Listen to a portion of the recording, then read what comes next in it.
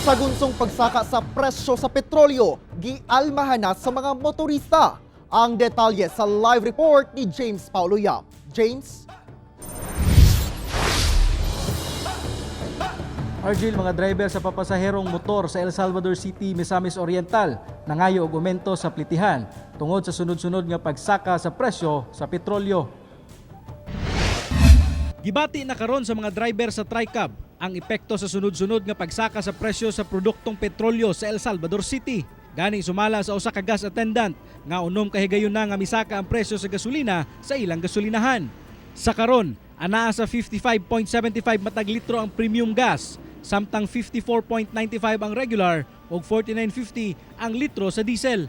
Sumala ni Roy Abang nga dakong epekto matud pa alang kanilang mga driver ang kapin piso nga increase sa gasolina tungod limitado lang sab sa duha ka mga pasahero ang ilang masakay. Kuhaan pa na mo abang. Kuhaan pa na mo gasolina. Wala na, pamilya na mo, gatos ra kapin. Isda pa lang daan, 200 na. Nanawagan sab karon og tabang si Manuel Pakamalan sa konseho sa El Salvador City nga hatagan sila og aumento sa plitihan tungod sa nagpadayong pagsaka sa presyo sa gasolina.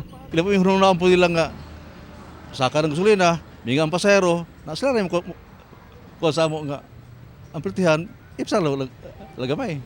Si Renz Magdale nabati sab ang epekto sa pagmahal sa presyo sa produktong petrolyo. Kung kaniadto, 50 pesos lang ang iyang tubil sa iyang motor sa tibok adlaw nga pagtrabaho, karon kulangon na kini. Unta maubsan unta ning presyo sa labi na sa tong krudo na gasolina para para sad nga ginhawa ta. Gisubayan sa pagkuha og pahayag sa GMA Regional TV1 Mindanao ang El Salvador City LGU apan wala pa kini tubag.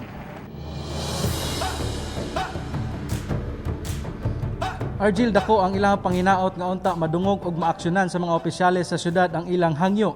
Ilabi pa nga ang ilahang sektor ang usa sa labing apektado karong panahon sa pandemya. Argil?